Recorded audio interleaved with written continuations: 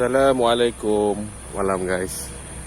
Guys, macam kita kan kalau macam kita bawa lori kan, kadang kita nak sampaikan satu tempat tu kadang dengan cepat. Kadang macam aku lah, aku suka layan cerita-cerita seram kan, nak hilangkan rasa mengantuk.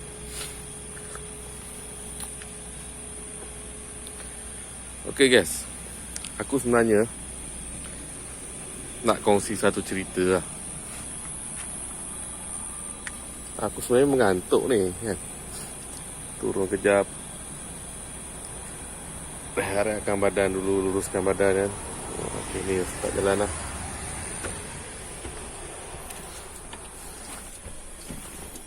Sekarang jam lebih kurang pukul 12, menghampiri pukul 12 lah. Pengalaman ni lebih kurang pada tahun 2015. Tentu aku jalan bawa lori tanker lah. Aku bawa bahan cecair liquid nitrogen. Ya, kebetulan minggu tu aku baru masuk kerja. Aku start kerja shift malam Jumaat, hari pertama. Sebab aku satu shift 4 hari lah bekerja kan. Hari pertama aku kerja shift malam. Kebetulan pula hari pertama tu jatuh pada malam Jumaat lah. Khamis malam Jumaat tu aku start kerja lah. Aku sampai office lebih kurang pukul 7 malam nak ambil lori kan. Okay, aku start nak mulakan kerja tu sampai office lebih kurang dalam pukul 7. Jadi aku relax kejap. Target aku lepas maghrib lah baru jalan. Masa aku dekat office tu ada seorang driver lah. Dia macam dia tak nak pergi tempat tu lah. Aku tak tahulah kenapa kan. Masa lah aku ambil satu order dia tu. Aku ambil satu. Aku trip pertama tu pergi ke area Damansara lah. Trip kedua tu aku kena buat lah, kena pergi kat kawasan industri Bukit Jalil. Kawasan tu susah nak masuk guys, sebab dikawal dengan polis kan. Dia ada polis bantuan lah. Sebab kawasan tu dia kilang-kilang, bukan lebih kurang macam kilang lah, kilang elektronik jugalah. Kilang tu nama dia besar jugalah, terkenal jugalah. Aku sampai dekat sana lebih kurang pukul 12 lebih lah, 12 lebih lah, tengah malam lah sampai sana. Pertama kali kan, aku pertama kali sampai pergi kira macam nak buang liquid kat kilang tu. Aku tanyalah dengan orang yang selalu pergi kan, yang orang yang tak nak pergi tempat tu kan, aku terpaksa ambil order dia.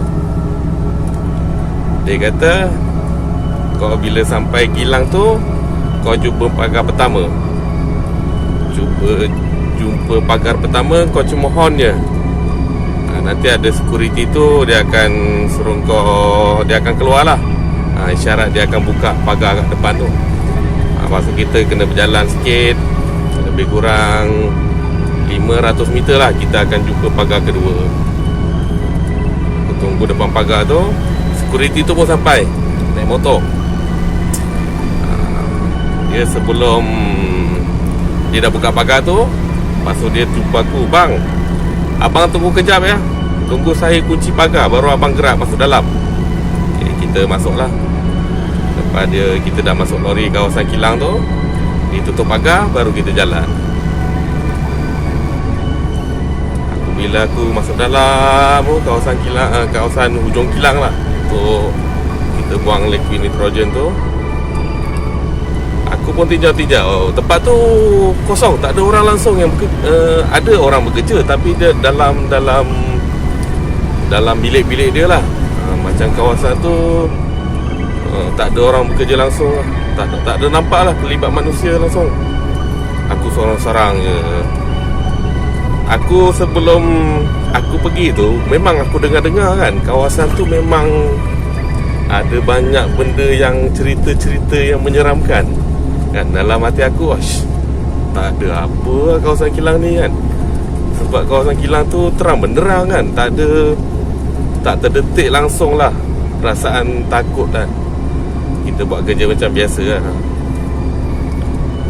Hari pertama malam Jumaat tu selesai semua, aku keluar, aku telefon kawan aku, macam mana kita nak serahkan dokumen ni kan, untuk dia orang office tu terima lah kan, yang kita dah supply nitrogen tu. Aku telefon dia cakap, kau naik tangga tu ada tingkap, kau ketuk, nanti ada orang hulur tangan, dia akan ambil melalui tingkap. Aku rasa macam asal pelik betul lah, kenapa dia tak nak keluar. Aku buat tak tahulah kan. Malam pertama tu, malam kedua, malam ketiga, malam keempat kejadian ni. Malam keempat tu last aku shift malam lah, direct lah. Sepanjang shift malam tu 4 hari, direct aku trip kedua je mesti pergi situ kan. Sampai situ lebih kurang pukul 1, 2, pukul 12, pukul 1, pukul 2 pagi kan. Okay. Malam terakhir tu, malam last tu, aku buat kerja macam biasa lah kan, supply. Sebab untuk kita supply liquid nitrogen tu, kita ambil masa dalam masa sejam lah. Dalam masa sejam. Yang malam terakhir tu lah kan, malam last kali aku bekerja tu, last shift malam lah, aku turun-turun buat kerja aku, lebih kurang aku sampai dalam 1 pagi lah, 1:30 pagi lah. Aku rasa macam bila kita dah supply gas tu kan, liquid nitrogen tu, aku rasa macam tengkuk aku ni asal dia meremang kan. Aku pun buat tak tahu lah. Masa aku menyandar dekat ni, ada pagar lah kan, pagar keliling tangki tu kan. Aku menyandar situ, tiba-tiba macam ada orang tepuk daripada belakang tau. Aku terkejut jugalah kan. Terkejut juga, aku toleh lah, aku tinjau lah sekeliling kan. Aku berdiri tegak, aku tinjau kanan kiri, tak ada orang. Siapa lah. Aku time tu rasa macam dah meremang gila lah. Aku dekat dengan belakang ni lah, tempat belakang tangki tu kan, yang tempat aku belakang lori lah kan, yang untuk kita tengah supply tu kan. Tiba-tiba aku rasa masa aku berdiri tu, macam ada orang peluk aku daripada belakang. Serius, benda ni memang terjadi betul-betul. Memang terjadi kat diri aku sendiri. Lebih kurang aku kira macam aku berdiri tegak kan, badan aku terkunci tu, terkunci dalam 40 saat lebih kurang lah. Aku tak boleh bergerak. Dalam hati aku memang meremang tengkuk aku ni. Memang pengalaman aku, memang pertama kali lah aku kena macam tu lah. Selama aku kerja kan, merata-rata tempat aku pergi, kadang aku supply gas oksigen dekat hospital kan. Kadang-kadang kita supply kat sebelah bilik mayat kan. Tak adalah pengalaman yang aku pernah lalui kan. Tak ada pengalaman. Ini kira macam pengalaman pertama kali lah aku kena kan. Aku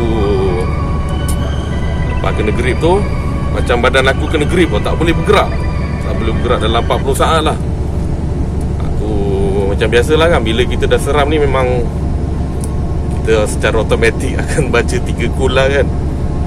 Lepas aku dah baca 3 cool tu, aku rasa macam dah tak ada rasa apa-apa lah kan. Macam dah lepas lah benda tu. Macam kita, yelah, terasa tau, macam kita terasa macam ada orang sentuh tangan kita, lengan kita kan. Daripada belakang ada macam objek yang rapat dengan kita tau kan, badan aku. Lepas kejadian tu, aku tak cakap apa-apa pun. Aku diam je. Aku balik kan. Besok paginya, siang dia lah, aku dah selesai kerja rumah. Aku tak ada cerita time tu, aku tak ada cerita kat siapa-siapa pun. Aku buat macam biasa je lah kan. Bangun tidur, siangnya balik rumah kan. Siangnya aku bangun tidur, demam panas. Aku demam lebih kurang dalam 5 hari lah. Aku memang cuti lah. Aku malah nak cerita kat orang kan. Sebab yelah, operation dah kita tak sihat kan, memang lain macam badan kan. Lepas tu dia kalau lepas tu kan, bila aku kena benda tu dalam masa demam tu, macam kita ni badan kita hayal lah, hayal. Bila kita ni hayal kan. Lepas tu semua, lepas berapa hari, 5 hari lah lebih kurang aku demam tu. Okey kan, aku bagi tahulah pasien aku kan, Afsal dia kata demam.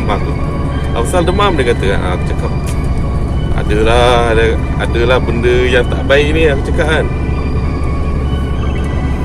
Masuklah lah, dia orang tanya, aku ceritalah, buka cerita kan. Rupanya orang yang selalu pergi tu, dia dah berapa bulan lah, dekat lebih kurang 4 bulan lah. Memang dia je kena pergi kan. Dia kira orang tu, dia kerja shift malam je. Memang dia kena pergi tempat tu. Dia kata, aku jumpa dia kan, apa pasal kau tak nak pergi? Dia kata, aku dah tak boleh tahan lah. Dia kata, aku tak boleh tahan, aku sanggup berhenti kerja lah daripada pergi tempat tu. Dia kata, dia pun tak nak cerita tau sebenarnya. Dia tak nak cerita. Aku desak-desak. Aku cerita pengalaman aku kat dia kan, baru dia buka mulut, dia cerita. Aku last sekali, dia kata kan, aku last sekali memang selalulah, dia kata kelibat tu nampak macam ada bunyi tu, tapi dia buat tak tahu je.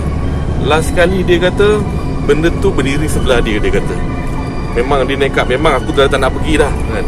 Memang dia macam lemah semangat lah. Lepas sebelum ni dia kata aku buat bodoh je kan, sebab kita kerja kan.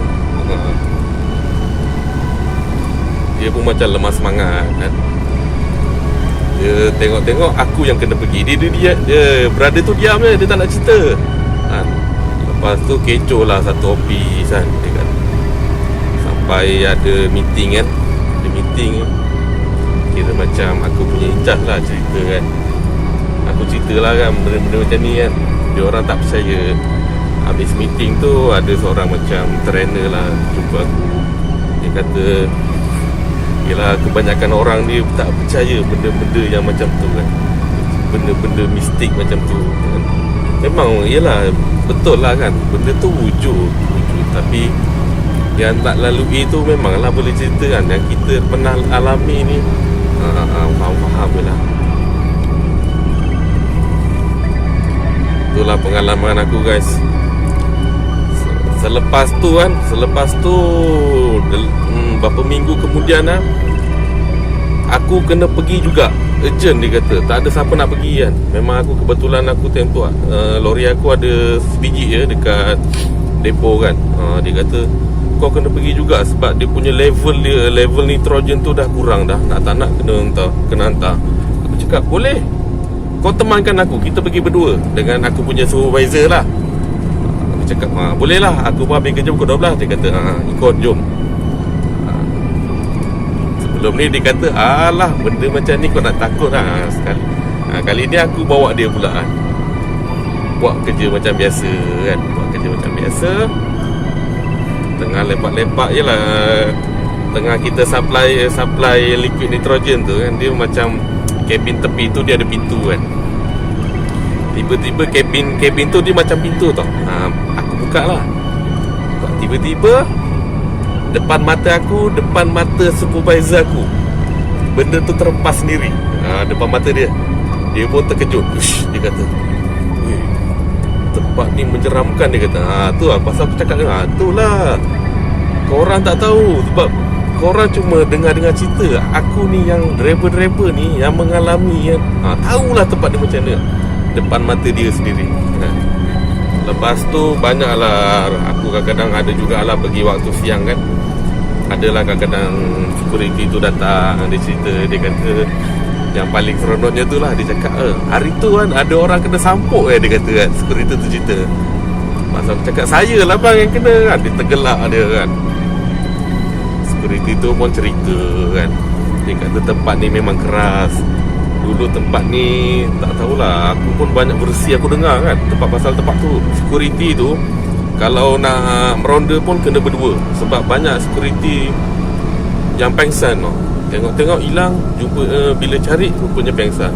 Sebab tu aku, lepas aku dengar security tu cakap, pasal dia kata kan, sebab tu kalau kita orang nak kunci pintu pagar tu, sebab yang pagar kedua tu tak ada security. yang untuk lori masuk tu tak ada security yang jaga tau. Dia nak kena datang, dia buka kunci, kita dah masuk, dia suruh kita tunggu kan, baru dikunci. Dia dah kunci balik pagar tu, baru kita jalan. Sebab tu lah dia kata kita orang suruh tunggu, sebab dia orang pun selalu diganggu tau. Dia tunjuk-tunjuk lah kadang-kadang macam yang office tempat kita sign dokumen tu, biasanya dalam pukul 10 ke atas dia orang takkan keluar, sebab dia orang pun selalu diganggu tau. Dia kata macam-macam di tempat, dia kata kat situ selalu ada tu benda tu jelma kan. Aku cakap dalam hati, ya Allah Akbar. Patutlah tak ada langsung manusia nampak kelibat manusia kan. Rupanya ada kisah dia, kisah seram area tu kan. Itulah guys, pengalaman aku lah kan.